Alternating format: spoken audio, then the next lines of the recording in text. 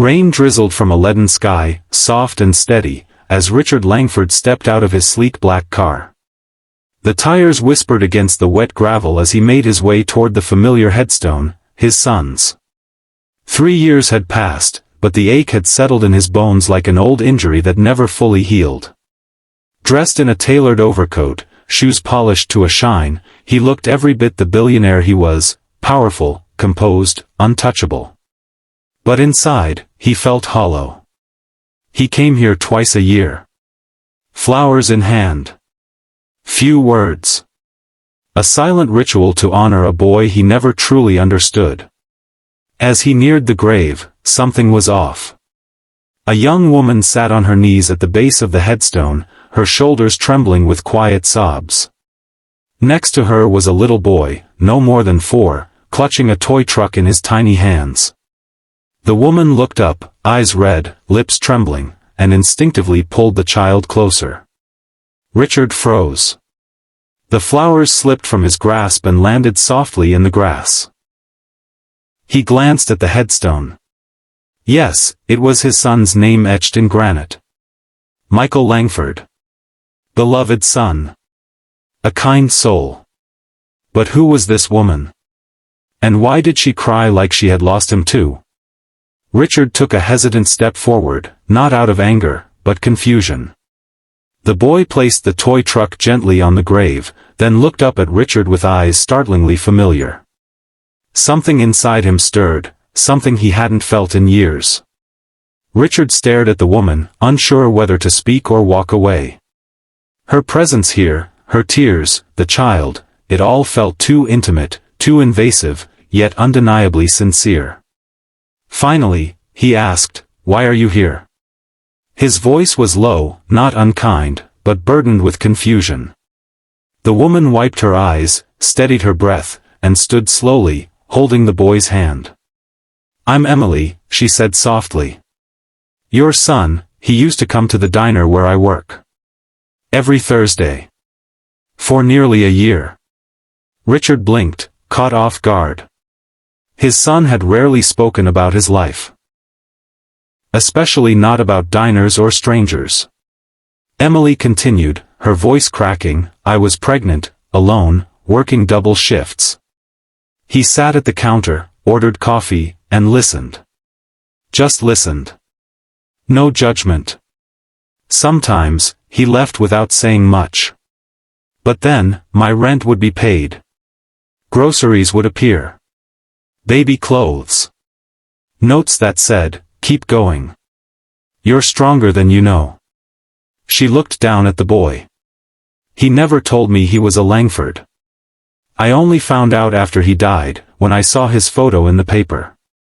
Richard's chest tightened. The boy looked up at him again, shy but curious.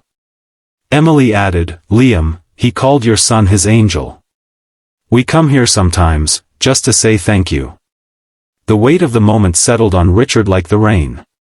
He had come to mourn a son he lost, only to find pieces of him still alive, in the lives he touched quietly, without credit or fanfare. They sat in a quiet corner booth of the diner, the same one where Michael used to sit. Morning light spilled through the windows, casting soft gold across the worn tabletop. Richard stirred his coffee absent-mindedly, watching Emily cut pancakes for little Liam. The boy giggled as syrup dripped onto his shirt, and for the first time in a long while, Richard didn't check his watch. Emily spoke gently, her words weaving pictures of Michael Richard had never known. He used to bring books, novels, philosophy, poetry. He'd quote them, then ask what I thought. Not in a superior way, but like he really wanted to learn from me. He said people like me, people who worked hard, had more wisdom than most CEOs. Richard gave a faint, astonished smile. "He never talked to me like that," he murmured, almost to himself. "He never looked down on anyone," Emily continued. "Once, a homeless man came in shivering. Michael bought him a meal, then sat and ate with him. Didn't post about it. Didn't want anyone to know." With each story, Richard felt the image of his son shift. Not the reckless air or the quiet disappointment he once saw, but a man of depth, of compassion. Michael had found joy in simplicity, meaning in service, and family in strangers. For years, Richard had measured success by profits and power. But sitting here, across from a waitress and her child, he realized his son had discovered something far more valuable, and never once asked for praise. The sky had cleared by the time they returned to the grave. Soft light filtered through the trees, warming the grass still wet from rain. Emily knelt again, brushing leaves from the headstone. Liam reached into his backpack and pulled out a small, crumpled envelope. He held it out to Richard with both hands. "Mommy said I could give this to you today." Richard hesitated before taking it. The paper was worn, the handwriting unmistakably Michael's. As he unfolded it, his hands trembled slightly. The letter was addressed to Emily, written shortly before the accident. In it, Michael wrote about his fears and hopes, how he didn't know if he'd ever fix things with his father, but how he hoped Emily and Liam would never feel alone.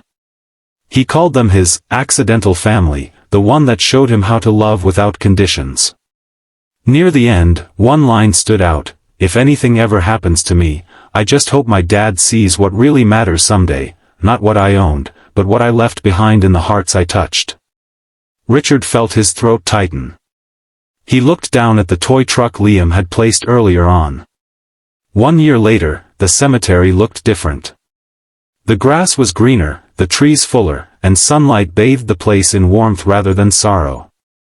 Richard arrived not in a luxury car, but in a modest SUV, carrying a picnic basket in one hand and holding Liam's hand with the other.